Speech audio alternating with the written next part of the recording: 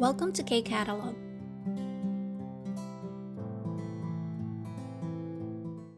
Level 3 Unit 6 Workbook, page 54. Nasa second part na tayo ng grammar. So, we have dongsa plus jagu hada na grammar. Again, kay verb mo lang siya pwedeng idugtong and ginagamit mo tong grammar na to kapag gusto mong i-convey or i-relay yung narinig mong sinabi nung ibang tao na gagawin ninyo. So, ibig sabihin, kasama ka dun sa action na mangyayari. So, it's like saying, let's do this, sabi ni ganito. Okay? Sabi ni blank, gawin daw natin itong blank. So, tingnan natin example sa number 1. So, sabi, 주말에 같이 영화 보러 가요. Sabi ni Ga, 후wen 씨가 뭐라고 했어요? So, si Huwen yung nagsabi, no?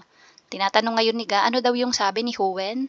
Sagot si Na. So, inirelay niya lang, no, kung ano yung sinabi ni Huwen. Sabi ni Huwen, 주말 같이 영화 보러 가자고 했어요. Sa weekend daw ay, let's go watch a movie. Okay, so nirelay niya. Okay, so yung 보러 가요 naging 보러 가자고 했어요. So yung verb na gada, so naka-present tense siya nung sinabi ni Huwen, gagawin mo lang ga and then add yung jago. Pagdating sa hada, naging past tense na lang, 했어요. So you simply add jago 했어요 dun sa verb. So tingnan natin yung number 1. 우리 내년에 꼭 결혼해요. 사비 니가 남자친구가 뭐라고 했어요? Anong sabi ng boyfriend mo? Sagot, 남자친구가 우리 내년에 꼭 결혼하자고 했어요. So ito, no? Tutuloy mo lang yan. 우리 내년에 꼭.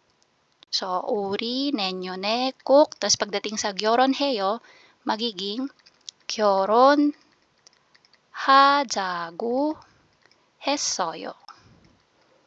Sabi ng boyfriend ko, next year daw ay magpakasal na kami. Okay, number 2.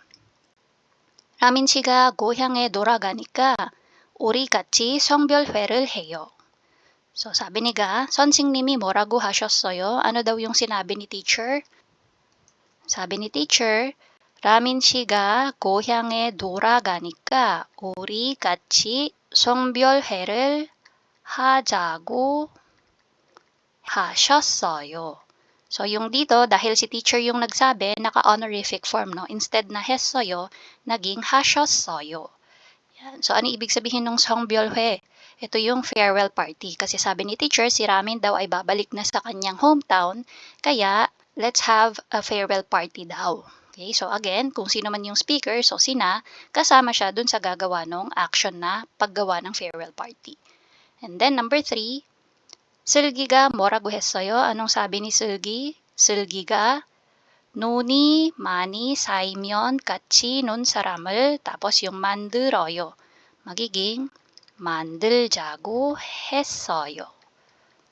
만들자고 했어요. Number 4.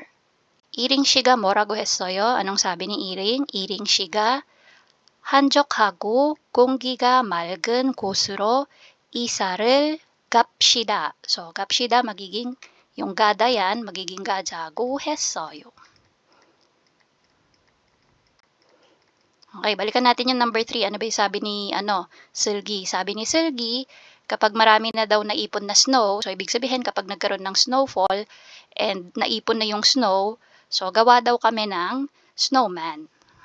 So, sa number 4, ang ibig sabihin, sabi ni Iring, gusto daw niya na lumipat kami sa lugar kung saan tahimik at may malinis na hangin. So, again, kung sino man sina, kasama siya dun sa lilipat, no? Hindi lang si Iring.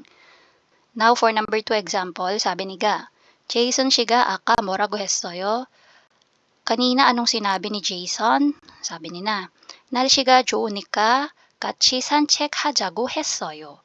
So, dito, nakalagay na yung gagamitin, no? Papalitan mo lang, gagawin mo lang siyang 하자고 했어요. So, 산책해요, naging 산책하자고 했어요. Sagot ni Na, sabi ni Jason, kapag maganda daw yung weather, maglakad daw tayo. 같이 산책하자고 했어요. Okay, so dito tayo sa number 1. 도서관에서 같이 공부해요, magiging 도서관에서 같이 공부하자고 했어요. So again, sabi ni ga, Ramin shiwa muson yaksukul 했어요. So ano yung napag-usapan nyo ni Ramin? Sagot sina. Suwob huwe, pagkatapos daw ng class ay mag-aral daw kami sa library. Number 2. 축구 동호회 같이 가요. So magiging 축구 동호회 같이 tapos yung gayo magiging 가자고 했어요. So ano yung usapan sa number 2? Jamshid 씨와 무슨 이야기를 했어요? So anong pinag-usapan nyo ni Jamshid? Sabi ni Jamshid sa akin, sabay daw kami na magpunta sa soccer club. Then number 3, 다음에 만나요. magiging 다음에 만나자고 했어요. 오늘 친구하고 안 만났어요. hindi kayo nagkita ng kaibigan mo today? Sagot sina, 제가 급한 일이 생겨서 친구한테 다음에 만나자고 했어요. Sabi niya, biglaan kasi ako nagkaroon ng ibang schedule kaya sabi ko sa kaibigan ko ay mag-meet na lang kami next time. And then number 4, 음식을 먹지 맙시다. Ito no, take note nyo, naka-negative form siya. Huwag daw kumain. So if maalala nyo, kapag negative yung ating sasabihin, instead na jago hada, magiging dongsa or verb plus ji maljago hada. So dapat ganyan yung form niya kapag negative siya. So sabi dito, ito negative, huwag daw kumain. So magiging umshigel 먹지. So ito sulat ko lahat no. 먹지 말자고 했어요. So ano ba yung usapan sa number 4? Sabi ni ga, 오늘 회의에서 무슨 이야기를 했어요? Sabi, anong napag-usapan nyo sa meeting today? So yung sagot nina, 사무실 환경을 위해서 사무실 안에서 음식을 먹지 말자고 했어요. So ano ibig sabihin nun? Para daw sa environment ng office. So ibig sabihin sa ikalilinis siguro no, or ikaka-maintain ng kalinisan ng office. So wag daw kakain sa loob ng opisina. So yun yung ibig sabihin.